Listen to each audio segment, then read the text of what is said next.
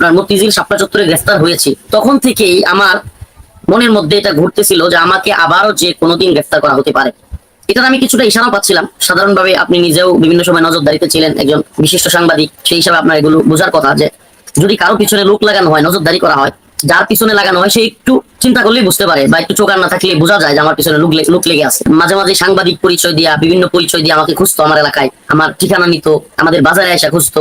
এরপরে মনে করেন আমি আমার বাড়িতে না, অন্য একটা জায়গায় আছি, ওখানে হুট করে একজন এসে বলতো, হুজুর একজন মনে হয় প্রশাসনের লোক আপনাকে খুঁজতেছে। এরকম আমি আভাস পাচ্ছিলাম যে আমাকে গোয়েন্দা সংস্থা নজরদারিতে রাখছে। এরকম বিভিন্ন সময় তখন ফেসবুকে পোস্টও দিই যে আমাকে আবারও গ্রেফতার করা হতে পারে, গুম করা হইতে পারে, এই ধরনের পোস্ট আমি ফেসবুকে দিতে থাকি। 26 তারিখ ছিল শুক্রবার, জুমার নামাজের পর আমার ফ্লাইট ছিল আপনার কক্সবাজার একটা প্রোগ্রাম। তো আমি এয়ারপোর্টের দিকে ঢুকবো, ঠিক সেই সময় আমরা ইউটিউবে ভিডিও দেখতেছি বাইতুল মুকাররমে মোদি বিরোধী আন্দোলন হচ্ছে। আমি কিন্তু এটা জানিও না পুলিশের সাথে দাওয়া পাল্টা দেওয়া হচ্ছে। ফ্লাইটে উঠে কক্সবাজারের উদ্দেশ্যে তখন শুনতে পাই হাটহাজারীতে ছেলেরা মাদ্রাসা গেট থেকে বের হয়ে গেছে, আর সেখানে মাদ্রাসা ছাত্রদের উপর গুলি চালানো হয়েছে হাটহাজারী থানা থেকে।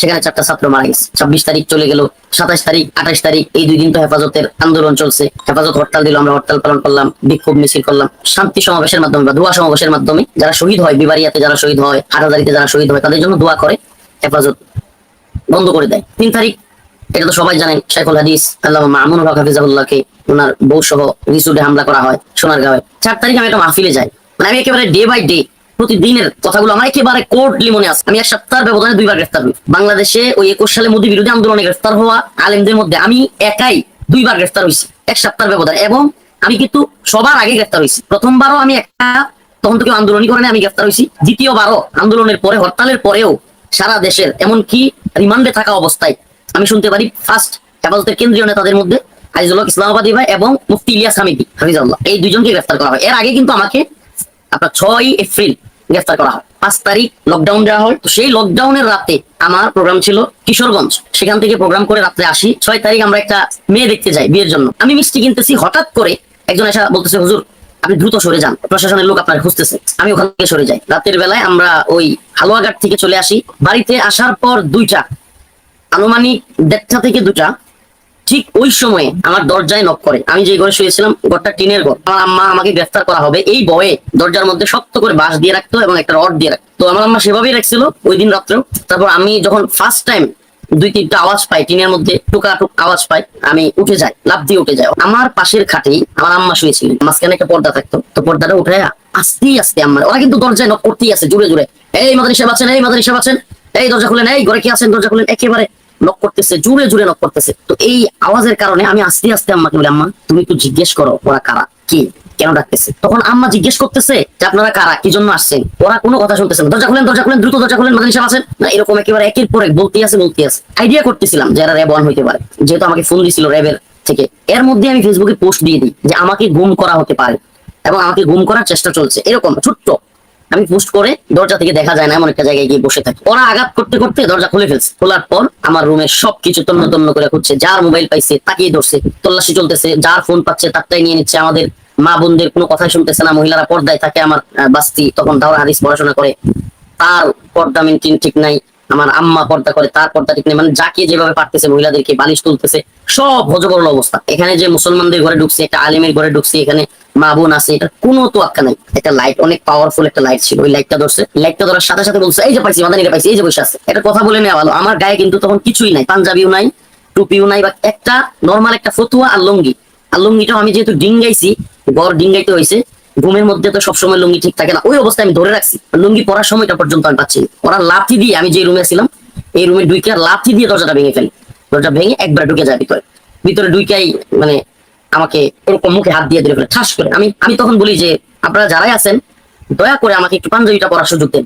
আরেকজনকে বলছে তাড়াতাড়ি টুপি পরাও। মানে ওরা ওই কালো একটা 2-3 বৌলি একটা কাপড়, 2-3টা বাজ একসাথে মনে হয়, কাপড়টা খুব মোটা, এগুলোরে পরাইলে এটা টুপি বলে। এটা এখান থেকে টান দিলে এই পর্যন্ত চলে আসে, টান দিয়ে কালো একটা কাপড় আমাকে পরাইছে। এইভাবে একজন এদিকে ধরছে, একজন এদিকে ধরছে, একেবারে আলগি দিয়ে আমাকে একবারে টেনে হেসড়ে নিয়ে যাচ্ছে। মানে আমি দাঁড়ানোর সুযোগ পাচ্ছি না, লুঙ্গি পরার সুযোগ পাচ্ছি না। তখন আমাকে হ্যান্ডকাপ পরানো হয়নি, শুধু মাথায় টুপি, কালো কাপড়টা, মানে হাত তো খোলা। আমি টুপিটা তুলে ফেলি, তোলার সাথে সাথে দেখি আমার এক ভাই। আমি বলি, ভাই দিলু ভাই আমাকে নিয়ে যাচ্ছে, আমাকে গুম করতেছে, তুমি সবাই বলে দাও এলাকায়। নিয়ে গিয়ে গাড়িতে তুলে র্যাবের পোশাক পরিহিত, AK-47 টাইপের বড় বড় বন্দুক, এই ধরনের অস্ত্র নিয়ে একেবারে র্যাবের কালো কাপড় মাথায় বাঁধা, র্যাবের পোশাক পরা। এতক্ষণ পর্যন্ত আমার ধারণা ছিল যে বিএনপি নেতা সালাউদ্দিন সাহেবকে যেভাবে গুম করা হয়েছে, বাংলাদেশে গুম করছে, পাইছে গিয়ে ইন্ডিয়ায়, তারপরে ওই আমাদের আল্লামা দিলওয়ার হোসেন সাইদি রহিমাহুল্লাহ সাক্ষী কি নাম ওর, সুকরঞ্জন বাণী, ওকে যেমন গুম করার পর ইন্ডিয়ায় পাওয়া গেছে।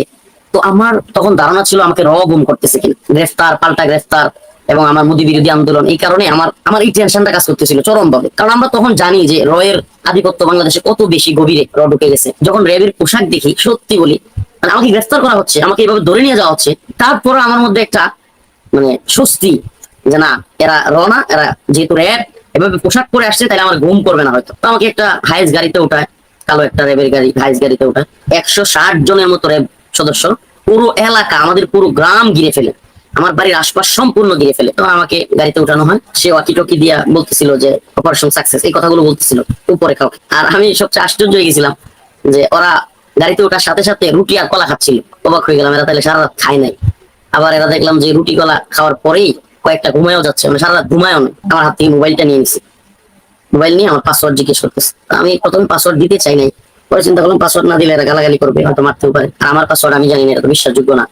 তাই পাসওয়ার্ডটা বলার পরেই সাথে সাথে আমার ফেসবুকে ঢুকে ওই যে আমি পোস্ট করছিলাম যে আমাকে গুম করা হচ্ছে বা হতে পারে, এরপরে আরেকটা পোস্ট করলো যে আলহামদুলিল্লাহ আমি ভালো আছি, আপনারা টেনশন করবেন না, যাতে করে সবার মধ্যে একটা মিসগাইড করা, তথ্য বিভ্রাট তৈরি করে, এগুলোর কারণে হয়তো করছে।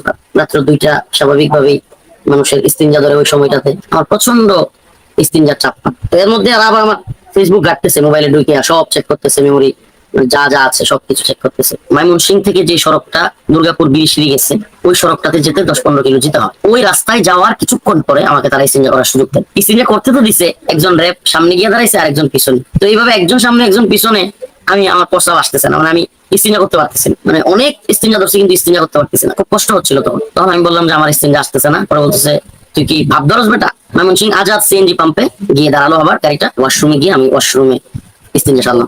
গাজীপুরের আগে আগে সম্ভবত ফজরের নামাজের সময় হয়ে যায়। তখন আমি ওদেরকে বললাম যে আমাকে একটু ফজরের নামাজের সুযোগ দেন। তো ওরা ফজরের নামাজের সুযোগ দিবে না কোনোভাবেই না, বললো যে গাড়িতে নামাজ পড়তে পারলে পরে। পরে আমি বললাম যে গাড়িতে তো ওজুর ব্যবস্থা নাই, আমার তো ওজু নাই। বললো তাইলে আর নামাজ পড়া যাবে না, নামাজ পড়ার সুযোগ নেই। গাজীপুর পার হওয়ার সাথে সাথে, চৌরাস্তা পার হওয়ার সাথে সাথেই আমাকে আবারও হেলমেট পরাই দেওয়া হলো। এই যে এইভাবে বেঁধে ফেলছে, একেবারে হ্যান্ডকাপ লাগিয়ে দিছে, আর মাথায় হলো কালো কাপড়। তখন আমার মানে এই সিচুয়েশনটা, এটা একটা মানুষের জন্য কতটা কষ্টের, মানে এটা বলে বোঝানো যাবে না। কাউকে যদি ওই পরিস্থিতিতে কেউ যদি পড়ে, যে মাথা পুরাটা ঘোরা, চোখে দেখা যাবে না, আর পিছনে এইভাবে হাত দিয়ে বাঁধা, মানে এই পরিস্থিতিটা যে কতটা কষ্টের, মানে না আপনাকে কোথায় নিচ্ছে আপনি জানবেন, না আপনি নড়াচড়া করতে পারবেন। তখন আমাকে মশা কামড় দিচ্ছে, কিন্তু আমার মশা সরানোর কেউ নেই। দীর্ঘ সময় আমাকে এইভাবে নিয়ে যাওয়া হলো, খুব বেশি সময় না, গাজীপুর থেকে মাত্র আধা ঘন্টা সময়ের মতো, এর কিছু সময় বেশি। মানে আমি আইডিয়া করতেছিলাম যে ফজর রক্ত শেষ, আমি গাড়ি থেকে নামায় আমাকে দুইজন এইভাবে আপনার এইভাবে রেখে দুই হাত দুই দিকে দুইটা আস্তে আস্তে হাঁটায় হাঁটায়, তখন আমার চোখ কিন্তু লাগানো, আমি দেখতেছি না কোথায় আছে। সিঁড়ি দিয়ে দৌড়ে দৌড়ে তুলতেছে, এটাও বুঝতেছি সিঁড়ি দিয়ে উপরে তুলতেছে। তো আমাকে একটা রুমের মধ্যে রাখা হলো, সোফা, লম্বা সোফার মধ্যে বসতে দেওয়া হলো। একটা লোক আসছে আমার আশেপাশে এরকম একটা। তারপর আমার চোখ খুলে দিছে, চোখ খুলে দেওয়ার পর নর্মালি জিজ্ঞেস করছে ফোনে কার সাথে যোগাযোগ, এই সেই বিপি নূরের নাম্বার, মামুনুল হক সাহেবের, একেবারে বিশ্রী ভাষায় ওনাকে গালাগালি করতাম। আর আমার প্রতি ওরা চরম ক্ষুব্ধ ছিল। মনসা হুজুরকে যখন সোনারগাঁও রিসোর্টে আক্রমণ করে, তখন আমি একটা কঠিন ভাষায়, শক্ত ভাষায় একটা লাইভে এসে বক্তব্য দিই, সরকার পতনের আন্দোলনেরও ডাক দিই। যদিও আমার আন্দোলনে তখন তো আর কিছু হয়নি বা হবেও না, বাকি আমাদের কষ্টে আমি সরকার প্রধান সহ সবাইকে খুব কড়া ভাষায় কথা বলি। প্রধানমন্ত্রী শেখ হাসিনা যখন মোদির সাথে ঘুরে, তখন যদি কেউ কাবিন নামা জিজ্ঞেস করে যে কাবিন আছে কিনা, দুজনের সাথে ঘুরতেছে, আমি এই ধরনের কথা বলি। এই কথাগুলোর কারণে ওরা আমাকে মানে যেই পাইতো মনে হতো আমার মনে কামড় দিয়ে খায় ফেলবে, মানে এত রাগ এরা আমার প্রতি। টয়লেটে ঢোকার ঠিক আগ মুহূর্তে আমার কাপড়টা খুলে দেওয়া, ওই জানলা দিয়ে একটু উকি ঝুঁকি দিয়ে দেখার চেষ্টা করি যে আমি আসলে কোথায় আছি। কয়েকটা ভবন দেখা যায়, কিন্তু এখান থেকে কোনো সাইনবোর্ড বা কোনো কিছু দেখা যায় না। উজু করি। এই যে তখন আমার এই বাগনাকে, ও আমার বাগিনা, ওকে আমি তখন ওই রুমে দেখতে পাই, ওকেও ধরে নিয়ে গেছে আমার সাথে। তখন আমি বুঝতে পারি, তখন আমাদের দুইজনকেই নামাজের সুযোগ দেওয়া হয়। সূর্য উঠে গেছে, তখন ফজরের নামাজের সুযোগ দিচ্ছে, যাই নামাজ দিছে, উজু করে নামাজ পড়ি। নামাজ পড়ার পরে এই যে আপনার এইভাবে তুলে আমার সামনে, আমি কিন্তু সামনে বসা, দুটোটা পাও এইভাবে টেবিলের উপরে তুলে, তারপর একটা সিগারেট, হুজুর মাইন্ড করেন না, আমার একটা সিগারেট খাওয়ার অভ্যাস আছে, এই স্টাইলে একটা সিগারেট নিয়ে এইভাবে আমি মনে করেন বসে আছি সামনে, দুইটা পাও এইভাবে উপরে দিয়া, তারপরে টেবিলের উপর আমি আরো নিচে। ওই অফিসারের নাম কি? ভাই আমি তো নাম বলতে পারবো না, সিভিলে। আমি এই অফিসার এবং আরেকজন অফিসারকে হিন্দি বলতে শুনছি, মানে ওরা নিজেরা মাঝে মাঝে হিন্দিতে কথা বলছে, এটা আমি নিজে শুনছি ভাই। আচ্ছা। এবং একবার আমার চোখ বাঁধা অবস্থায় একবার ওরা জিজ্ঞেস করতেছে যে বলেন তো আমরা কারা, এটা জিজ্ঞেস করছে আমাকে। আমি কিন্তু বুঝতে পারছি হিন্দি কথা শুনছি, আবার জিজ্ঞেস করতেছে বলেন বলেন তো আমরা কারা। তখন আমি কিন্তু ইচ্ছা করেই যে বলি নাই যে আপনারা র হইতে পারেন বা র, কেন বলি নাই, কারণ আমি বুঝে গেছি এটা বুঝলে ওরা যদি আমাকে আবার আক্রমণ করে বা আমাকে যদি আঘাত করে, এই জন্য আমি বলছি আপনারা তো র্যাবের লোকই, আপনারা যেহেতু এখানে র্যাবের মানে আমি দেখছি র্যাব তুলে নিয়ে আসছি, তখন আমার বলে র্যাব তুলে নিয়ে আসছে আপনারা কেমনে বুঝলেন। আমি বলছি আমি যখন গাড়িতে উঠি তখন তো আমি কাপড় খুলে দেখছি র্যাবের পোশাক পরা আমার বাড়ির কাছে, তো এইভাবে আমি বুঝে গেছি। তো ও একেবারে মানে এরকম ভাব যে কি বলবো, দুইটা পাও পরে তুইলে সিগারেট খায়া আবার ধোয়া ছাড়তেছিল, মানে এটা একটা বিশ্রী অবস্থা। এই হুজুর আপনারা বলেন ইসলামী সঠিক ধর্ম, ইসলাম ব্যতীত অন্য কোনো ধর্ম সঠিক না, এগুলো কই পাইছেন? পৃথিবীতে কত সভ্যতা আসলো গেল, রোমান সভ্যতা আর কতগুলো সভ্যতার নাম বললো এই সভ্যতাগুলো বিলীন হয়ে গেছে। এই আপনারা যে সভ্যতার কথা বলেন এটাও একসময় বিলীন হয়ে যাবে। সে যে চলে যাওয়ার পরে যে আসে, আসার সাথে সাথে আপনার এই ফার্স্ট আমার ওয়াজ স্যার একটা বয়ানে বলছিলাম যে যদি কেউ আল্লাহকে না মানে, ইসলাম না মানে, রসুলকে না মানে, ইসলামের বিরুদ্ধে যায়, তাহলে সে যেই হোক, চেয়ারম্যান হোক, এমপি হোক, মন্ত্রী হোক, প্রধানমন্ত্রী হোক, সেই প্রধানমন্ত্রী আমি মানি না, প্রচুর প্রধানমন্ত্রী মানি না, রাষ্ট্রপতি মানি না, যদি ইসলামের বিরুদ্ধে যায়, তখন আমি মনে মনে বলতেছি ওইসে আমার উপরে দিয়ে আমার একটা জ্বর যাবে। বয়ানটা ছাড়া আর একেবারে মানে কি বলবো, সামনে তো কি আছে বুঝেনি, মানে আমার মা কি নিয়ে আর কি কইয়া একটা ঠাস করে আমাকে একটা চর মারে। মানে এই বয়ানটা ছাড়া পরেই তাহলে আদার ব্যাপারে তুই জাহাজের খবর লস এই সেই এগুলো বইলা একেবারে মানে আপনার কি বলবো, আমার তো ওদের হাতগুলো তো ট্রেনিং এর হাত, তো স্বাভাবিকভাবেই একটা জোরে চড় দেয়। আমি ভাই কি বলবো, মানে আমার কান একেবারে কিছুক্ষণ সময়ের জন্য তবদা লেগে যায়। মানে আমি কানে তখন আমি এইভাবে বসেছিলাম, সে সামনে বসেছিল, তো বাম কানে লাগে, বাম কানে আমি কিছুক্ষণ শুনতেছিলাম না, আমি কাঁদতেছিলাম, চোখে দিয়ে পানি পড়তেছিল, আবার গালি দিছিল এই শালা, ইয়া করছিস তুই, মোদির বিরুদ্ধে সব হুজুরের আন্দোলন বাদ দিল, তুই আন্দোলন করস, তোর এত বড় সাহস, মানে গালি একটার পর একটা গালি, একটা শব্দ বলে আর দুইটা তিনটা গালি দেয়। তার মধ্যে আমি একটু কান্না করতেছিলাম, মানে স্বাভাবিকভাবে আমার কান এত ব্যথা পাইছি, আমার কান্না আসতেছিল। এর মধ্যে হঠাৎ করে দাঁড়ায় গেছে, মানে রাগে, তখন কিন্তু সে রাগে একবারে এমন করতেছে, এই পর্যায়ে সে দাঁড়ায় গেছে, দাঁড়ায় কয়, উঠ আমার এবার ওঠ, উঠাইছে, উঠাই বলে একটা রুমে নিয়ে গেছে আমাকে। ভাই আমি মানে আলহামদুলিল্লাহ আমি ছোট মানুষ হইতে পারি, আমি আলহামদুলিল্লাহ আমি কোনো কিছু ভয় পাই না। আজ পর্যন্ত কোনো ঘুমের শিকার কেউ এটা শিকার বলছে কিনা, রিমান্ডের শিকার। আমি যে রুমটাতে আমার নিয়ে গেছে, এই রুমটাতে যদি দুর্বল মনের হয় বা সাহসের সমস্যা থাকে, দুঃসাহসিক কেউ না হয়, রুমটাতে নেওয়ার সাথে সাথে বেহুশ হয়ে মারা যেতে পারে। রুমটাতে আপনার নাক নাই, মানে এখানে গালের গুস্ত নাই, বিভৎস বিভৎস মানুষের চেহারা, বিভৎস বিভৎস মানুষের কঙ্কাল ছবি, এগুলো পুরো রুমে, ছোট্ট একটা রুম, একটা চেয়ার, চেয়ারটা হলো গোল, আপনার একটা গোল চেয়ার, আর এটা ঘোরান দিলেই ঘুরে। এটা আমি দেখছি এটাতে কারেন্টের বৈদ্যুতিক লাইন আছে। আর হলো চারদিকে আপনার মানুষের বিভৎস কঙ্কাল, চোখের উপরে এখানে গুস্ত নাই, নাকের এখানে চলে গেছে, এরকম বিভৎস চেহারা। ও ওখানে নিয়ে আমাকে গালি দিতেছে, আবার এই লাইন লাগা, লাইন দে কারেন্টের শর্ট দে, মানে গালি দিতেছে আর বলতেছে মুঠা একটা রুল আর দুইজনে এই অফিসারটাকে আর দুইজনে বলতেছে থাক থাক থাক, ওরা মারলে থাকবো না, এই সেই এক দুজনে বলতেছে। আরো তিনটা অফিসার আসছে, কি বলবো ভাই, এদের চেহারা দেখলেই মানুষ ভয় পাবে।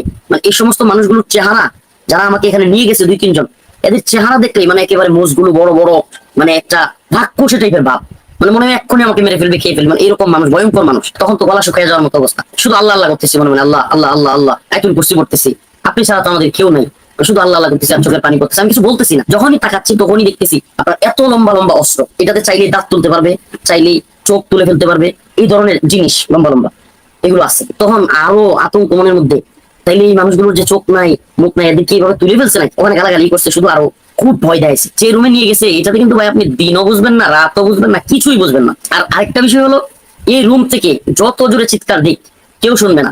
আমি দেখছি যে পাশের রুমে আবার কি একটা আওয়াজ দিয়ে রাখছে, অন্য কোনো কিছু শোনা যাবে না। আমাকে আরেকটা রুমে নিয়ে যাওয়া হয়, কিছু লোককে নিয়ে আসে দেখানোর জন্য, আমাকে যে মাদানিকে ধরে নিয়ে আসছে, নিকট সাংবাদিক হতে পারে, এদেরকে নিয়ে আসে, মানে এদেরকে দেখানোর জন্য আর কি নিয়ে আসছি। দইরা খুব মাতবরি করছিল, লাফালাফি করছিল, এই ধরনের কথাবার্তা বলতেছিল। তখন আমার কাছ থেকে আমি আর বিশৃঙ্খলা করবো না, আমি আর কোনো ধরনের উগ্র বক্তব্য দিব না, এই ধরনের কয়েকটা ভিডিও ক্লিপ নিয়ে দুপুরে খাওয়া দাওয়া করি। তো ভাই এই জোহরের আগ পর্যন্তই ছিল বাজে পরিস্থিতি, মানে আমার উপর দিয়ে যাওয়া চর তাপড় কিংবা গালাগালি কিংবা ওই রুমে নিয়ে যাওয়া ভয়ঙ্কর রুমটায়, এগুলো জোহরের আগে। জোহরের পরে স্বাভাবিক জিজ্ঞাসাবাদ, নাম ঠিকানা কিছু জিজ্ঞাসাবাদ, আর হলো কার কার সাথে কথা বলছি, ফোনে কি কি কথা বলছি, এই ধরনের জিজ্ঞাসাবাদ গুলো চলছে। আমাকে রাতের বেলায় যেই থানায় মামলাটা দেয়, গাছা থানায়, ওই গাছা থানায় নিয়ে যায়। গাছা থানায় নিয়ে যাওয়ার পরে স্বাভাবিকভাবে এই সমস্ত থানাগুলোতে পরিবেশ তো বুঝেনি, ভয়ঙ্কর পরিবেশ। থানাগুলোতে বিড়ি সিগারেট খায়া, যারা মনে করেন বিড়ি সিগারেট খায়, নেশা করে, এই সমস্ত আসামি তো ওখানে থাকে, একেবারে দুর্গন্ধ অবস্থা। তো ওখানে নিয়ে শোয়া রাখে একটা বড় একটা লাইটের নিচে, ঘুমানোর তো উপায় নাই। কিন্তু অফিসাররা আমাদেরকে পাইলে যে কি পরিমাণ আক্রোশ দেখাইতো, মানে আমার যে মামলার আয়ু ছিল গাছা থানার, আমার মামলা, লোকটার নাম ছিল আব্দুল্লাহ। তো ওই আব্দুল্লাহ ভাইকে আমি ডাক দিই যে ভাই আমি তো এখন ঘুমাবো, আমার একটু যদি উপরের লাইটটা একটু বন্ধ করে দিতেন, বাহিরের লাইটের আলো দিয়ে তো আমাকে দেখাই যায়, পাওয়ারি লাইটের কারণে আমার তো এইভাবে ঘুমায় অভ্যাস নাই, একটু ঘুমাইতে পারতেছি, কষ্ট হচ্ছে, যেহেতু আগের রাত্রেও ঘুম নাই, দিনের বেলায় ঘুম নাই, মানে এরপরে এত পেরেশানি গেলে স্বাভাবিকভাবেই মানুষের কিন্তু চরম ঘুম আসে, ক্লান্তি আসে। 2021 এপ্রিলের 7 তারিখ রাত তদন্ত ওসি নন্দলাল, হিন্দু নন্দলাল, আমার নামও মনে আছে, এই নন্দলাল আমাকে আইসি লাইট অফ করতে, ঘুমাই না, শুধু গালি না, তারপরে আবার বিশ্রী ভাষায় কয়েকটা কথা বলে। তারপরে ও চলে যায় একটু, তখন আমি চিন্তা করি যে হয়তো নন্দলাল চলে গেছে, এখন একটু যদি বলি লাইট অফ করতে পারে, তখন আমি আবারও বলি যে আব্দুল্লাহ ভাই একটু লাইট অফ করা যাবে। ওখান থেকে চিৎকার দিয়ে বলে, একটা গালি দিয়ে বলে, তুই এখনো ঘুমাস নাই, কিসের লাইট বন্ধ করা, ঘুমা, নাকি মানে লাগাইতে হবে পিছনে, ওই ভাষা, খারাপ ভাষা করে। তারপরের দিন 8 তারিখ 8 এপ্রিল 2021 আমাকে গাজীপুর জেলা কারাগারে পাঠিয়ে দেওয়া হয়। গাজীপুরে আমাকে আদালতে তোলা হয়, আমাকে আদালতে তোলার পরে আদালত থেকে আমাকে গাজীপুর কারাগারে পাঠিয়ে দেওয়া হয়। গাজীপুর কারাগারে থাকা অবস্থায়, এটা আপনাকে নোট করেন, এটা একেবারে পয়েন্ট, গাজীপুর কারাগারে আমি 2 দিন ছিলাম, 2021 সালের এপ্রিলের 8 এবং 9। ওরা আমাকে যে রুমে রাখছে, ওই রুমটাতে আমাকে কোরআন শরীফটা পর্যন্ত দেয় নাই, জায় নামাজ পর্যন্ত দেয় নাই, আমাকে কোরআন পড়তেও দেওয়া হয়। আমি বলছি যে ভাই আমাকে একটা কোরআন দেন, আমি 2 দিন এভাবে কিভাবে বসে থাকবো সারাক্ষণ, একটা মানুষ তো বসে থাকতে হলে একটা কাজ লাগবে বা একটা কিছু করতে হবে, আমাকে একটা কোরআন শরীফ দেন, আমি কোরআন পড়ি। গাজীপুর কারাগারে আমাকে কোরআন দেওয়া হয়নি, উল্টো ধমকি দেওয়া হয়েছে। খাবার দিত একেবারে অল্প অল্প, তাও খাবার দিত, এটা চেক চেক করে, মানে একটা ভয়াবহ অবস্থা। আমি মনে হয় ভয়াবহ কোনো সন্ত্রাস। তো যাই হোক, এই 2 দিন চলে গেছে, সম্ভবত 9 তারিখ, 8 এবং 9 তারিখ বিকেল দিকে পাঠায় দেয় কাশিমপুর কারাগারে। তো আমাকে নিয়ে যাওয়া হয় 2 কাশিমপুর 2 নম্বর কারাগারে। সম্ভবত আপনার, আমি অল্প মানে কারাগারের হিস্ট্রি অনেক লম্বা। কারাগারের প্রথম 8 মাস আমি একটা রুমে ছিলাম, আমাকে বের হতে দেওয়া হতো না।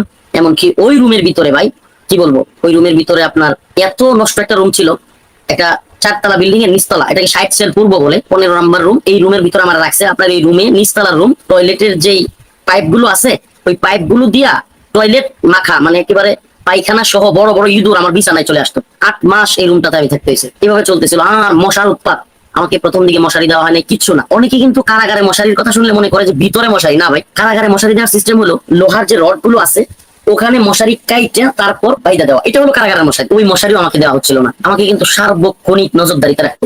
সারাক্ষণ একটা, আমি ফোনে কথা বলতে পারতাম না, আমাকে মা বাবা, আমি কি, আমার মা কি করতেছে, আমার ভাইকে ধরছিল, আমার বাইকনাকে ধরছিল, এরা কি অবস্থায় আছে কিচ্ছু জানি না, আমার বাড়ির হালত কি তাও জানি না, কোনো খোঁজ খবর নাই। আমার দীর্ঘদিন হয়ে যাবে, আমার কোনো ফোন দেয় না।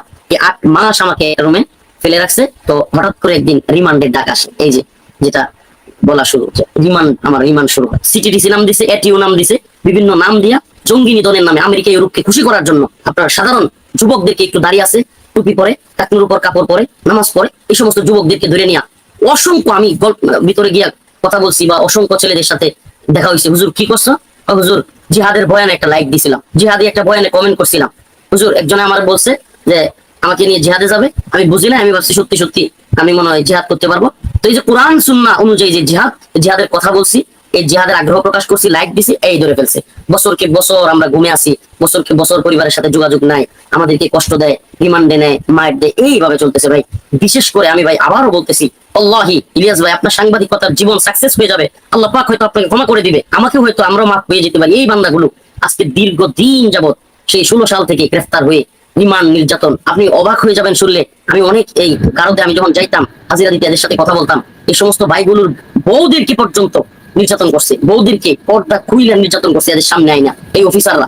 এই বিষয়গুলো এত কষ্ট লাগতো আমার, এরা কান্না দেখলে, এদের কষ্ট দেখলে আমাদের কষ্ট কিছুই মনে হতো না। এই মানুষগুলোর একটাই অপরাধ, ভার্সিটিতে পড়তো, রসুলকে গালি দিছে, হেফাজত শাপলা চত্বরে নামছে, হেফাজত নামছে, তাদের দরদ লাগছে, হেফাজত নামছে, তারাও গিয়ে ওদেরকে হয়তো মেরে ফেলছে, অথবা এরা জড়িত না, আমি তো জানি না। কিন্তু ওরা যদি মেরেও থাকে রসুলের ভালোবাসায়, আজকে এরা বছরকে বছর রিমান্ডে, বছরকে বছর ঘুমে ছিল, নির্যাতনের শিকার, পরিবারের সাথে দেখা করতে পারে না। এদের এক একজনকে 2টা 3টা করে ফাঁসি দিয়ে ফেলছে, এদের এক একজনকে অন্যায় ভাবে 2টা 3টা করে ফাঁসি দিয়ে ফেলছে। এরা দীর্ঘদিন পরিবারের সাথে যোগাযোগ করতে পারে না, এদের জামিনের কোনো খবর নেই। জামিন হবে কিভাবে? 2টা 3টা ফাঁসি লাগছে, এদেরকে যে কোনো মুহূর্তে ফাঁসি দিয়ে দিতে পারে। আমি হেফাজতকেও বলতে চাই আপনার অনুষ্ঠানের মাধ্যমে, ভাই এই কথাগুলো অবশ্যই প্রচার করবেন। আল্লাহ, এটা পরিচয় থেকে বলতেছি, এই কথাগুলো, এরা যদি এদের একজনের ফাঁসি হয়ে যায়, বাংলাদেশে কে হেফাজত, কে জমিয়ত, কে খেলাফত, একজন আল্লাহর কাছে ক্ষমা পাবে না, আল্লাহ রসুলের কাছে জবাব দিতে পারবে না কেউ, আল্লাহ নবীর কাছে জবাব দেওয়ার মতো কোনো আমাদের মুখ থাকবে না। এই ভাইদের যদি একটারও ফাঁসি হয়, আমি এই ভাইদেরকে দেখে আসছি, আমাকে জঙ্গি, মৌলবাদী, উগ্রবাদী তোমরা যা পারো ট্যাগ দাও, কিন্তু আমি এই সমস্ত যুবক দেখেছি, তারা জান্নাতি যুবক। এই সমস্ত যুবকেরা আলেমদেরকে কি পরিমাণ মহাব্বত করে, কিংবা দেশের প্রতি, ইসলামের প্রতি তাদের যে দরদ দেখছি। এবং আমাদের আলেমরা, আল্লাহ মাফ করুক, নাম বলতে চাই না, হেফাজতের আমরা যারা মামলা খাইছি, অনেকে কাঁদতে কাঁদতে ভিতরে শেষ, কবে জামিন হবে, সরকারের সাথে লিয়াজু করা যায় কিনা, আইবি এক একজনের কান্না। আল্লাহ আল্লাহি, আমি এই ভাইদেরকে কাঁদতে দেখি নাই, এরা যেন কিছুই হয় নাই, এরা স্বাভাবিক। এদের ইমানের অবস্থা দেখে নিজের মনে হইতো, হাইরে আমাদের তো ইমান কি আছে কিনা, আল্লাহ মাফ করুক, মানে আমাদের কোনো কিছু মনে হইতো না। এদের চলাফেরা দেখলে, এদের কোর্টে যাওয়া দেখলে, এরা এত সুন্দর, চলতেছে, এদের মধ্যে আল্লাহ পাক ইমানি জজবা দিছে। আমাদের দায়িত্ব আছে, হেফাজতের দায়িত্ব আছে। আলেম ওলামাদের শুধু বক্তব্য দিলে হবে না, এই সমস্ত ভাইদের জামিনের জন্য, মুক্তির জন্য আমাদেরকে অবশ্যই চেষ্টা করতে হবে। হারিস জোসেফ কুখ্যাত খুনি, যারা কিনা অসংখ্য খুন করছে, রাষ্ট্রপতি ক্ষমা করতে পারে, তাইলে আমাদের এই ভাইরা আজকে কি এরা যদি আইন নিজের হাতে তুলেও নেয়, এটাই তো অপরাধ। এরা কি ক্ষমা পাইতে পারে না? ভার্সিটি থেকে আসছে, এই সমস্ত ভাইরা কি জামিন পেতে পারে না? এখন এই উবাইদুল হাসান, এই দালাল, এরপরে বিভিন্ন বিচারপতিরা এরা পদত্যাগ করতেছে, এদেরকে বাতিল করা হচ্ছে। এখনো যদি এই সমস্ত ভাইগুলো মুক্তি না পায়, আল্লাহর কাছে, রসুলের কাছে আমরা জবাব দিতে পারবো না। হাসরের ময়দানে কেউ জবাব দিতে পারবে না। ভয়ঙ্কর একটা কাহিনী এখানে ঘটছে কারাগারে। আমি যেটা বলতেছিলাম, তো আমাকে তখন রিমান্ডে নিয়ে যায়। তেজগাঁও আমার মামলা হয়েছে। মামলা কয়টা হয়েছে তো আমি জানি। তেজগাঁও জোনের ডিসি হলো হারুন। আমি তখন আশায় ছিলাম যে হারুন সাহেব হয়তো আমাকে একটু হেল্প করবে। এখনই জামিন না হলেও আমার মামলাগুলো একটু কম হবে, কিংবা আমি একটু সুবিধা পাবো, এই ধরনের সত্যি ভাই আশায় ছিলাম। কিন্তু যে আল্লাহ বুঝাইতে চাইলেন যে তোদের আমি ছাড়া কেউ নাই। তোরা যদি পৃথিবীর কোন এই তাগুতের এই জালেমদেরকে আশা করিস, তাইলেই তোদের উপরে আরো জুলুম আসবে। এই যে আমি পরবর্তীতে হারুনের কাহিনীগুলো হওয়ার পরে আমি এটা বুঝতেছিলাম, আল্লাহ পাক হয়তো আমাদেরকে এটাই বুঝাইতে চাইছিলেন। তো তেজগাঁও থানা রিমান্ড আসে। রিমান্ডে নিয়ে যাওয়ার পরে মামলার যে এসআই, তার নাম শোয়েব নিয়ে যায়। আমি যখন আমাকে ঢুকায়, তখনই দেখি যে কয়েকটা চ্যানেল, RTV, DBC, কয়েকটা চ্যানেল ছবি তুলতে থাকে। আমাকে নিয়ে গারদে ঢুকায়, থানার যে গারদ আছে ওখানে ঢুকায়। কাপড় যারা বানায়, সেলাই করে, এরা যেভাবে মাপ নেয় না, হাত মাপ নেয়, বুকের মাপ নেয়, গলার মাপ নেয়, এইভাবে আমার মাপ নিতেছে রশি দিয়া অথবা পিতা দিয়া। আমি অবাক, কিরি আমার গায়ের মাপ নেই কেন, কি মাইক্রোমার পিটাইবো নাকি? আমার তখন সত্যি আমার মনের মধ্যে দুষ্টামি করতেছি না, মনের মধ্যে আতঙ্ক বিরাজ করতেছে, কিরি আমাকে কি এরকম মাপ নিতেছে কেন? আমি তখন বুঝতে পারছিলাম। ওই মাসের 12 তারিখ, 12 এপ্রিল ছিল রমাদান, প্রথম রমজান, 12 এপ্রিল সেহরি খাই আমরা। এর মধ্যে কিন্তু কেউ গ্রেফতার হয় নাই। আমার উপর যে কি পরিমাণে প্রেসার এই এক সপ্তাহ গেছে, মানে এগুলো আমি কিন্তু সংক্ষিপ্ত করছি, প্রত্যেকটা রিমান্ড, প্রত্যেকটা দিনের কথা বলি নাই। ইট মাথার নিচে দিয়ে কিচ্ছু দেয় নাই, বালিশ না, খাতা না, কিছুই না। থানার ভিতরে আমাকে কিন্তু 7 দিনের রিমান্ড রাখছে তেজগাঁওয়ে। আমি অনেক চায়া রিকোয়েস্ট করে একটা জায়নামাজ আনছি। জায়নামাজ দেওয়ার পর আমি কি করছি, ওই জায়নামাজটা ফ্লোরে বিছাইছি। আপনি যদি ভাই তেজগাঁও পুরাতন থানা, যেটা তেজগাঁও থানা, এটাতে কখনো যায় থাকেন, তেজগাঁও থানায় যে ব্যক্তি স্মোকিং করে না, মানে বিড়ি সিগারেট খায় না, এই ব্যক্তি যদি তেজগাঁও থানায় ঢুকে, পুরাতন থানা, এত দুর্গন্ধ, গাঁজা, ইয়াবা, মানে নেশা, এমন কোনো বাদ নাই যেটা এই তেজগাঁও থানায় করে না। আমার দম বন্ধ হয়ে যাওয়ার অবস্থা। প্রথমে যখন আমার ঢুকাইছে, তখন আমার দম বন্ধ হয়ে যাওয়ার অবস্থা। একটা টয়লেট ছোট্ট, বসা যায় না, এটাতে গোসল করতে হবে। এই টয়লেটে গোসল করলে পানি ছিটে আসে যেখানে পায়খানা হচ্ছে। এই পরিস্থিতি এখানে নিয়ে রাখছে আমাকে। একটা লাইটের উপরে, বড় একটা লাইটের উপরে শোয়া দিছে। ওই যে দিনে যে মাপ নিয়েছিল শোয়েব, ওই শোয়েব আবার আসছে, এসআই আমার মামলার আয়ু। সে এসে বলছে, হুজুর উঠেন। আমি বলছি কি বলেন? হুজুর উঠেন, এক জায়গায় যেতে হবে। বলছি কোথায়? আসেন, এত কথা বলেন। আমাকে লকআপ থেকে বের করে সিসি ক্যামেরা পার হওয়ার পর পরই আমার চোখে কাপড় দিয়ে দেওয়া হয়, গাড়িতে তোলা হয়। 3 জন ছিল গাড়িতে, যে গাড়িটা আমাকে তুলছে। আমি প্রথমেই দেখছি 3 জন। একজন আমি নামও জানিয়ে দেব, একজন তদন্ত ওসি শাহ আলম, বাড়ি নেত্রকোনা জেলায়, মদনপুর ইউনিয়ন, নেত্রকোনা সদর থানা, মদনপুর ইউনিয়ন। সে আমাকে পরিচয় দিছে। সে আমার দেশি বলে ডাকতো। 5 দিন ছিলাম, 7 দিন রিমান্ডের মধ্যে 5 দিনে আমি অসুস্থ হয়ে যাই। পরে বলতেছি এগুলো। আর হলো শোয়েব, আরেকজন ছিল ড্রাইভার, সেও পুলিশ, কিন্তু তার নাম আমি জানি না। এই 3 জন আর আমি। শোয়েব এক পাশে, ওসি শাহ আলম, তদন্ত ওসি শাহ আলম এক পাশে, আমি মাঝখানে। আমার মুখের উপর কাপড় দেওয়া, সামনে ড্রাইভার।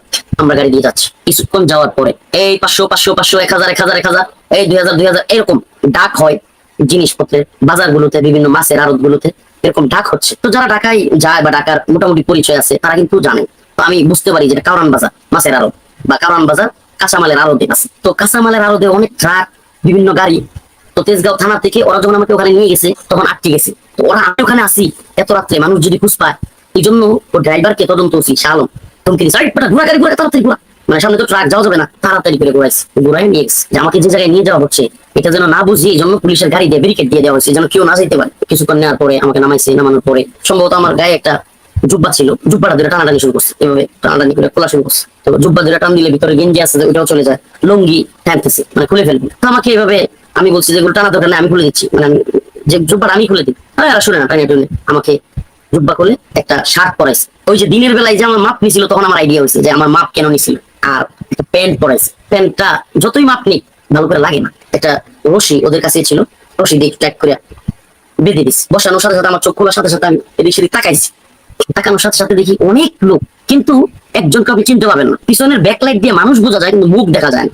ওখানে ডিবি হারানো থাকতে পারে, ওখানে আল্লাহ মাফ করুক আরো অনেক পরিচিত মুখও থাকতে পারে প্রশাসনের, কিন্তু আমি জানি না। আমার দিকে লাইট গুলো রাখছে, একটা মেয়ে আমার পাশে বসা। ওই মেয়েটাকে দেখার পরে, খোলার পরে বসতে চাইনি। আমাকে একটা জোরে একটা, মানে এইভাবে আমার গাটটাকে এইভাবে হাতের নিচে নিয়ে, প্রশাসনের লোকই হবে, সিভিল ড্রেস, এমন জোরে চাপ দিছে, চাপ দিয়ে আমার নিচে একবার বসাই ফেলছে। আমি তো স্বাভাবিকভাবে এখন যতটুকু শরীর স্বাস্থ্য আছে, তখন আরো হ্যাংলা পাত্তা আছে।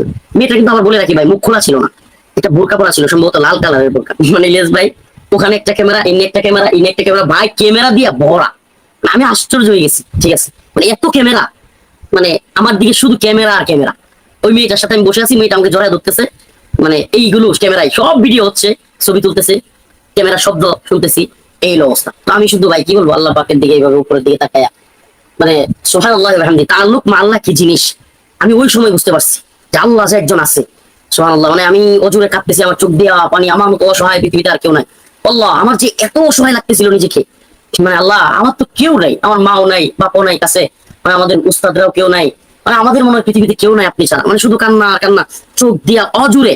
আপনি কি বলবো, আমার এত কান্না, এত চোখের পানি ঝরতেছে। মেয়েটা বলে, হুজুর জোরে ধরেন, আমার এই সমস্যা নাই, আপনার কি বোন নাই, বোনের মতো মনে করেন। আমার এই কথা বলছিল নর্তকী। আরে নর্তকী বলবো না কি বলবো, এই খারাপ মহিলা, অসভ্য মহিলা আমারে বলে কি জড়ায় ধইরা, বলে যে হুজুর আপনার বোন নাই, ধরেন আমাকে, সমস্যা নাই, জড়ায় ধরেন, এগুলো বলতেছে। আমার হাত চাইপে ওর, একবার ওর কাছে নেয়, আরেকবার ও আমার জড়ায় ধরে, আরেকবার আল্লাহ মাফ করুক, মানে মানে মনে হইতেছে আমাকে, আমি কিংবা ও আমাকে বলতেও পারতেছে না আল্লাহ মাফ করুক।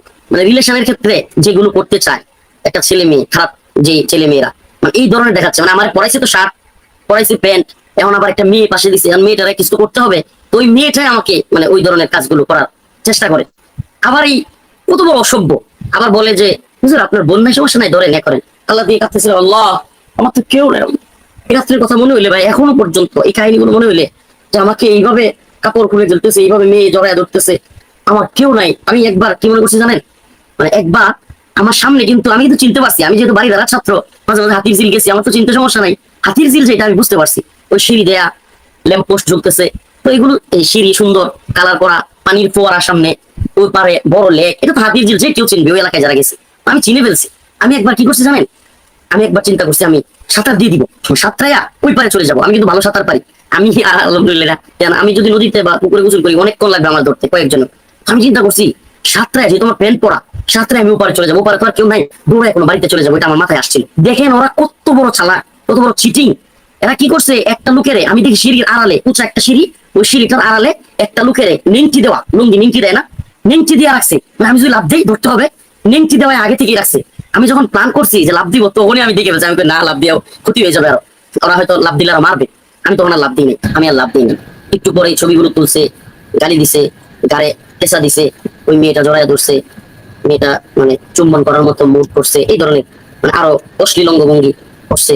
এর মধ্যে শুরু হয়েছে আরেক কাহিনী, একটা সিগারেট জ্বালায় নিয়ে আসছে, নিয়ে আসা আমাকে আপনার হাতে এইভাবে ধরাই দিচ্ছে, 2 আঙ্গুলের মাঝখানে সিগারেট ধরাই দিয়ে ফেলে দিচ্ছে। ভাই ছোটবেলায় অনেক ছেলে মেয়েরা, অনেক ছেলে মেয়েরাও ব্যাপার পাতা দিয়া বা বিভিন্ন ছোটবেলায় সিগারেট কিন্তু খায়, দুষ্টামি করে একটা সিগারেট টান দিইনি, আমি ছেড়ে দিছি সিগারেটটা, আবার আমার গালি দিয়া মারতে আসছে, মারতে এসে আবারও সিগারেটটা। এগুলো কিন্তু আমি ফেসবুকে পোস্ট করিনি, কয়টা পোস্ট করবো, মানে আরো যে কাজ হয়েছে, আরো অনেক বিষয় হয়েছে, কয়টা পোস্ট করবো। তো এই যে সিগারেট ধরাই দিয়ে ছবি তুলতেছে, এর মধ্যে আমি সিগারেটটা ফেলে দিছি, আমার গালি দিছে, এইভাবে এইভাবে একটা মারছে, তো আবার সিগারেটটা ধরাচ্ছে, মানে এইভাবে আমাকে মুড নিতে হবে, মানে আমার সিগারেট সহ আমি বারবার ফেলে দিচ্ছি, আমাকে গালি দিচ্ছে, আবারও আমাকে সিগারেট ধরাই দিচ্ছে, জ্বলন্ত সিগারেট। এখন আমাকে কি করতে হবে, আরেকজন দেখাই দিচ্ছে কি করতে হবে, এই যে এইভাবে, মানে সিগারেট যেভাবে খায় না প্যান্ট শার্ট পরাওয়ালারা, এই যে এইভাবে পাউডার পিছন দিয়া, পারি নাই বলতে আমি তো এটা করিও নাই, আর আমি করতে ইচ্ছুক না, তো আমাকে করতেই হবে, দেয়ালে পিছন দিকে একটা ঠ্যাং পা দিতে হবে, মানে মেয়েটারে তুই দিয়া এইভাবে সিগারেট টানতে হবে বাবার সাথে, এইটা করতে চেষ্টা করছে। এগুলো ছবি তুলছে, আমার মাথায় তখন কি আসছিল জানেন, এরা যত ভিডিও করুক, যত প্রচার করুক, আল্লাহ তো একজন আছেন, উনি তো দেখতেছেন। এই কথা জাতি বিশ্বাস করবে না যে আমরা মেয়ে নিয়ে ঘুরি, সিগারেট খাই, এই কথা এরা জাতির কাছে বিক্রি করতে পারবে না ইনশাল্লাহ, এই বিশ্বাস আমার আছে। এই জন্য ওদের কাছে লাঠি ছিল ভাই, সত্যি কথা বলি, মানে ওরা যদি, আমি যদি এগুলো সহজে না করতে দিতাম, আমাকে অনেক আঘাত করতো বা হাত পা ভেঙে ফেলে, তাহলে তো আমার একটা পঙ্গু হয়ে গেলাম আমি। দরকার কি, যা তোরা যা করতে চাস, আমি একটু কঠিন করি নাই, মানে 1-2 বার বলার পরে আমি করছি। আমি সত্যি বলি, মানে আমাকে উলঙ্গ করে ফেলতেছে, সিগারেট দিচ্ছে, মেয়ে দিচ্ছে, ভাই সত্যি বলি, আমিও তো মানুষ, আমার মধ্যে তখন বিরক্তি বা মানে খুব কষ্ট চলে আসে। আমি মানে ইয়াতে আমি বলেই বসি যে আমি আর সরকার বিরোধী বক্তব্য দিব না, তবু আমার ছেড়ে দেন দয়া করে, আমি এটা বলি ভাই। মানে ওরা আমাকে উলঙ্গ করে ফেলতেছে, একটা মেয়ের সামনে উলঙ্গ হওয়া, মানে আমি পরে ভাবতেছিলাম যেটা, মানে আমাকে শোয়া দেয় এই মেয়ের সাথে, আমি ভাই আরো মানে আরো বিবস্ত্র করে কিনা, এই টেনশন। আমি বলছি ভাই আমি এই দয়া করে আমার দেশি যেটা আছে ওটা বলছি যে ঠিক আছে, আমি সরি, আমি আর রাষ্ট্রবিরোধী বক্তব্য দিব না আমাকে। ওই যে আপনি মাঝে মাঝে দেখেন না, ওবায়দুল কাদের, মাহবুবুল আলম হানিফ কিংবা ওরা বলতো যে মাদানি বড় বড় কথা কইছিল, পরে মাপ চাই, এই কারণে বলতো। এই যে ওই রাত্রে আমাকে যখন বিভৎস করে মানে উলঙ্গ করে ফেলতেছে, মেয়ে দিয়া করতেছে, ওই দিন আমি আমার উলঙ্গ হওয়া বা ওই মেয়েটার সাথে শোয়া দেয় কিনা এই টেনশনে আমি কথা বলছিলাম। আল্লাহি আমাকে যারা চিনে, গুরু ভাই আমাকে চিনে বা আমাকে যারা চিনে, আল্লাহ পাক আমাকে কতটুকু সাহস দিছে, আমি কতটুকু আলহামদুলিল্লাহ সাহস রাখি, এটা যারা জানে এরা জানে। আমি ভয়ে না ভাই, কিন্তু আমাকে উলঙ্গ করে ফেলবে, ওই মেয়েটার সাথে শোয়া দেয় কিনা, মানে এই টেনশনে আমি মানে পারতেছিলাম না। মানে আমার ওই এক রাতের কান্না, আমি কি পরিমাণ কান্না করছি, আমার চোখ দিয়ে পানি পড়তেছে, আর আল্লাহ কাছে বলছে, আল্লাহ আপনি ছাড়া তো আমাদের কেউ নাই, শুধু কাঁদতেছি। তো এক পর্যায়ে আমাকে আপনার ধরে ধরে গাড়িতে তুলছে, আমি তো কাঁদতেছি। গাড়িতে তোলার পরে আবার ওই তিনজন, মানে ওই রাত্রের কথা মনে করলে আমার এখন কান্না আসে, ঘুমাইতে পারি না। আমার মাঝে মাঝে রাতের বেলায় আমি আপনার কি বলবো, প্রথম প্রথম কয়েকদিন জামিনের পরেও আমি পুকুর পাড়ে গিয়ে বসে থাকতাম, আমি আমাকে নিজেকে চিমটি কাটতাম, আমি সত্যি এদের কাছ থেকে মুক্তি পাইছি। আর আমার মধ্যে ভয়ঙ্কর মানে একটা অবস্থা কাজ করতো ওই রাত্রে, শুধু ওই রাত্রে। এই লুঙ্গি খুলতেছে, তারপর একটা মেয়ে জড়াইয়া ধরতেছে, মানে আমাকে গাড়ি ধরে চাপ দিতেছে, এই বিষয়গুলো আমার মাথায় চলে আসতে পারে। আমি ওরা জিজ্ঞেস করলাম, আচ্ছা আচ্ছা আপনারা যে এত কিছু করলেন, আপনাদের যে ডিসি হারুন সাহেব সে কি জানে? ওসি শোয়েব, ওসি শাহ আলম, তদন্ত ওসি এবং ওই আপনার মামলার আয়ু পরে একটু রাগান্বিত হয়ে যায়। হ্যাঁ হুজুর, আপনি হারুন সাহেব করেন, হারুন সাহেব আপনারা সেভ করবে, আপনি মনে করেন? হ্যাঁ হারুন সাহেব খুঁজেন আপনি। ওরা বুঝতে পারে ওরা, আমি যে বলছি প্রথম দিনে যে হারুন সাহেবের সাথে কখন সাক্ষাৎ হবে আগ্রহ প্রকাশ করছি, হ্যাঁ ওরা এটা শুনে তখন আমার ওরা খিটতে যায়, বলতে থাকে হারুন হারুন করতেছে। হারুন হুজুর, এই পুরা নাটকের পরিচালক হলো হারুন সাহেব। আপনি জানেন মিয়া, আমাদের কোনো দোষ নেই, আমরা হুকুমের গোলাম। রাগে ওরা দুজন রাগ করে, তখন সবকিছুর পরিচালনা হলো, এই আইডিয়া এই প্ল্যান সবকিছু করছে, আগেই করে রাখছে আমাদের ডিসি হারুন সাহেব। তখন মনটা ভাইঙ্গা, মানে ওই যে আশা ছিল, ওই বোনের কাছে মিশা হুজুর বলছিল কখনো যদি বিপদে পড়ো তাইলে এই হারুন তোমাকে সহযোগিতা করতে পারবে, তার অনেক উপরে হাত আছে। এই হাত কি করছে আমার সাথে, এই কথা কল্পনা আইসা কষ্টে বুক ফাইটা যাওয়ার মতো অবস্থা। আমি আয়সায় উজু কইরা আল্লাহর কাছে এইভাবে হাত তুলি, আমি আর এইভাবে দোয়া করি না, এইভাবে হাত তুলি, আল্লাহ আল্লাহ চিল্লায়া তেজগাঁও থানায় বুক ফাইটটা চিৎকার করে, মনে হচ্ছে মরে যাবো আমি, চিৎকার করে এইভাবে কান্না করতেছে, আল্লাহ আল্লাহ আল্লাহ। এক পর্যায়ে থানায় যারা যারা একটা সময় ছিল সবগুলো, দুই একটা অফিসার আমার সাথে কান্না শুরু করছে। আমার কান্না দেখে আমার মানে কি বলবো আপনার, ভয়ঙ্কর চিৎকার আর কান্না। আমি আল্লাহ আল্লাহ এইভাবে হাত উপরে এইভাবে তুইলা কাঁদতেছিলাম চিৎকার করে, আমার মনে হচ্ছিল আমার আল্লাহ ছাড়া কেউ নাই, আমি এইভাবে কাঁদতেছিলাম ভয়ঙ্কর ভাবে। তো সিহেরি পর্যন্ত আমি তাহাজ্জুদ করছি আর কান্না করছি, সিহেরি পর্যন্ত তাহাজ্জুদ করছি আর কান্না করছি, চিৎকার করে কান্না করছি, একের পরে কাঁদতেছিলাম আর একটা দোয়া করতেছিলাম, আল্লাহ তুমি হারুনকে একদিন আমাকে যেরকম উলঙ্গ করছে, আল্লাহ আল্লাহ আমি একটু বাড়ায় বলতেছি, আল্লাহ তুমি এমন করে দিও, আল্লাহ আল্লাহ তুমি এই হারুন এবং তারা যারা করছে আল্লাহ এদেরকে তুমি এইভাবে লাঞ্ছিত করো, আল্লাহ তুমি সক্ষমতার মালিক, আল্লাহ এরা কেউ কিছু করতে পারে না, তুমি সব করতে পারো।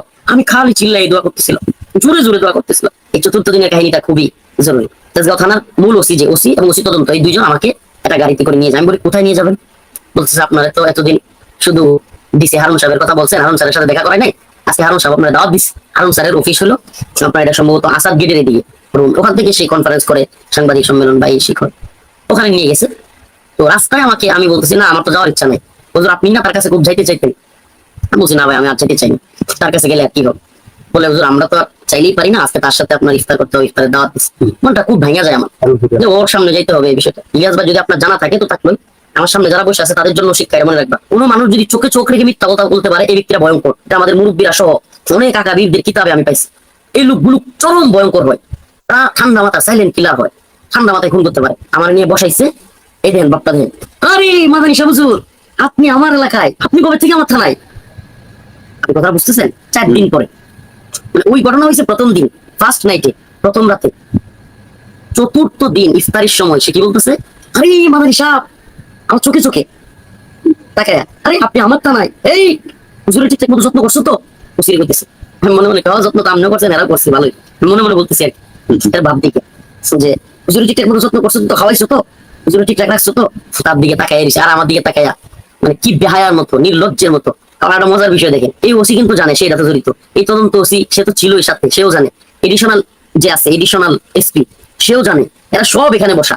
মানে তেজগাঁও জুনের 6টা থানা, 6টা থানার প্রত্যেক থানার ওসি এডিশনাল এসপি তারাও আছে। এত মানুষ সবাই জানে আমার সাথে সে কি করছে, সে নাটক করছে, এদের সামনে এইভাবে বলতেছে, মানে এত নির্লজ্জ, এত বেহায়া। ভালোই খাইতে দিছে ভাই, এই রিমান্ডের পর থেকে কারাগারে যাওয়ার পর থেকে 1-1.5 মাসে এমন খাবার পাইনি বাস্তব। মানে ভালো খাবার আসলে সামনে, আমরা তো মানুষ ফিতরাগত ভাবে শারীরিক ভাবে একটা ভালো খাবারের দিকে টান হয়, খুব ভালো ভালো খিচুড়ি আপনার গ্রিল, তারপরে বড় বড় গোশতের মানে বিশাল আয়োজন সব পুলিশদের জন্য, ওসি এবং এসপি দের জন্য, এডিসি দের জন্য বিশাল আয়োজন। আমার নিয়ে বসে আমার খাওয়ার ইচ্ছাই নেই, মানে হ্যাঁ খাওয়ায় খুব, নাটকও করে, মারেও আবার খাওয়ায়ও, এটা তার অভ্যাস। আমার খাওয়ার ইচ্ছা নাই, আমি না করে নিচ্ছি। না আমি খাবো না। ইফতারির সময় তবু আমি তার সাথে খেতে ইচ্ছুক না। কয়েকবার না করে ফেলছি, সারাদিন রোজা রাখছি, তাহলে কেমনে না খায়। এক পর্যায়ে চিন্তা করলাম যে এদের এখানে খাবো না, কালকে হইলেও তো খাইতে হবে, খাইতে তো হবে। তবে হারুনের সাথে খাইতে আমার ইচ্ছা ছিল না। আমি বললাম যে আমার একটু খাবার দেন, আমি একটু পাশে বসে খাই। আরেকটা রুম ছিল, তারা বলতেছে যে না হুজুর আমাদের সাথে খান, সমস্যা নেই হুজুর, আপনারা নিয়ে খাইতে বললে তো সৌভাগ্য। মানে বিশ্রী কথা, বেহায়াদের মতো কথা। ওর এই কাহিনীর পরে আমি প্রায় অসুস্থ হয়ে গেছি। মানে এই ঘটনা, তারপরে ওর অভিনয়, এগুলোর পরে আমি এক প্রকার অসুস্থর মতো হয়ে গেছি। আমি অসুস্থ হওয়ার কারণে আমাকে নিয়ে যায়, রিমান্ড 7 দিন পূর্ণ করে নাই, আমাকে নিয়ে যায় আপনার ডিবিতে। তো ওখানে ডিবিতে তো বড় রুমে আমাকে যখন ঢুকায়, সাথে সাথে শেখুল হাদিস আল্লামা মামুনুল হক, মুফতি হাবিবুল্লাহ মাহমুদ কাসিমি, জুনায়েদ আল হাবিব হাফিজাউল্লাহ, আরো অনেকেই, 4 থেকে 5 জন আমি গিয়ে দেখতে পাই। ভাই বিশ্বাস করবেন না, এই কতদিন 1 মাস 1.5 মাসের আমার পেরেশানি, এই কাহিনী, রিমান্ড, মানে আমি ওনাদেরকে পায়া মনে হইতেছিল আমি বাবা মার কাছে চলে আসছি। আমি প্রথমেই হাবিবুল্লাহ মাহমুদ কাসিমি সাহেব আমার উস্তাদ, এবং ওনার খুব মহব্বত করি আমি, হুজুর আমার মহব্বত করে, একেবারে জড়ায়া দইরা বুকের মধ্যে দীর্ঘ সময় কাজ হুজুরের। মামুন সাহেব হুজুর, জুনায়েদ আল হাবিব সাহেব, ওনারা সান্ত্বনা দিচ্ছিলেন। ওখানে গিয়ে সবার সাথে আমি এই ঘটনাগুলো বলি, কিন্তু আল্লাহর বান্দারা একজনও, সবাই মোটামুটি তো প্রায় সবাই আমার আগে মুক্তি পাইছে। এখানকার এই কয়জনই না, বাংলাদেশের 2021 সালের মোদী বিরোধী আন্দোলনে যারা গ্রেফতার হয়েছে, প্রসিদ্ধ আলেম, প্রসিদ্ধ বক্তাদের এমন কেউ বাকি নাই যারা আমি এই ঘটনা বলি নাই। অথচ আমি বের হওয়ার আগে একজন আল্লাহর বান্দাও এই ঘটনা বলেন। আমি বের হওয়ার পরে আমি বলতে চাইছিলাম, প্রথম দিন নাজিরহাট মাদ্রাসার মাহফিলে, চট্টগ্রামে প্রথম মাহফিল, শেখ হারুন নিজার হাফিজাউল্লাহ বড় ভাই, উনি বললেন যে রফিক বলা দরকার নেই। পরে আমি ওনার হেকমতটা বুঝতে পারছি কেন বলার দরকার নেই। কারণ এই হারুন ডিবির এই বদমাস, ওর হাত অনেক লম্বা, ওই বদমাস এই ঘটনা বলার পরে যদি আসলে এটা আলোচিত হয়, আমরা আবার বিপদে ফেলি। ভাই ওইটা চিন্তা করে বলতে না করছে। এইবার যখন হারুন ধরা খায়, তখন আমি ফেসবুকে এটা পোস্ট করি। হাফিজ আক্তারের একটা ঘটনা বলি, ডিবির প্রধান তৎকালীন, হারুনের আগের হাফিজ আক্তার, এ কি করছে একটা ছোট্ট ঘটনা বলি শুধু। আমরা শুয়ে আছি, আমি, মামুন সাহেব, হুজুর হাবিবুল্লাহ মাহমুদ কাসিমি, জুনায়েদ আল হাবিব, আমরা 4 জন। আমরা কে বা কারা আমাদের ছবি তুলছে আমরা তো জানি না, হয়তো প্রশাসনেরই কেউ হবে। হাফিজ আক্তার আয়সা একেবারে বিশ্রী ভাষায় আমাদের 4 জনকে একবার গালিগালা, যা তা চরম ভাবে গালিগালা শুরু করছে। ডিবি রিমান্ডে নিয়ে গেল, এক জায়গায় বসে আছি, নিয়ে বসাইছে 4 জনের একটা টিমের মধ্যে নিয়ে বসাইছে। হঠাৎ করে এক লোক আসছে করছে, মানে আমার টিমের না, যারা আমার জিজ্ঞাসাবাদ করতে আনছে এরা এই টিমের লোক না। আরেকজন জিজ্ঞেস করতেছে ওইটা কি, রফিকুল ইসলাম মাদান। ও ওইটা ভাই বইলাই এমন জোরে এক থাপড় মারছে, কথা নাই বার্তা নাই। একেবারে আমি চেয়ারে বসেছিলাম, উল্টে পড়ে গেছি, একেবারে পুরা পড়ে গেছি, বেহুশ হওয়ার মতো অবস্থা। আমার যে ডিসি আছে সে তাকে বলে, কি তুমি ওরে থাপ্পড় দিলা কেন? বেশি মানসিক ভাবে আমি ভেঙে পড়ি, শারীরিক ভাবেও কিছু খাই না, এই অবস্থা। এই থাপ্পড়ের পরে ওই আগে আঘাত খাইছি র্যাবের রিমান্ডে, এখন আবার আঘাত খেলাম, তখন আমি পড়ে যাই, এক প্রকার অসুস্থ হয়ে যায়। তখন আমাকে আপনার পুলিশ হসপিটাল, যেটা রাজারবাগ পুলিশ লাইন্স হসপিটালে নিয়ে যাওয়া হয়। আমার প্রেশার, এটা কি মানুষের প্রেশার হইতে পারে? একজন অসম্ভব 45 নিচের প্রেশার, উপর একটা হলো আপনার 80, নিচেরটা 45, 45, উপর একটা 80, এত নিচে চলে আসে প্রেশার। না খাইতে আর টেনশনে আমার এত প্রেশার লো হয় যে আমি জায়গায় পড়ে যাই, মাথা ঘোরাইতে থাকে, আমার যেখানে দাঁড়াই মাথা ঘোরায়, সারাক্ষণ মাথা ঘোরাইতে থাকে বন বন করে। তো এইভাবে তো 26 দিন রিমান্ড চলছে। কয়েকটা ভাই আপনাকে একটু সালাম দিবে, তারা খুব মহব্বত করে আমাদের সমস্যা নেই, বলেন। ভিডিও দেখে। এরা এতক্ষণ পর্যন্ত এখানে বসেছে। মহব্বতের মানুষ। আসসালামু আলাইকুম। আসসালামু আলাইকুম। আপনারা এরা একটু বড় করেন। আপনারা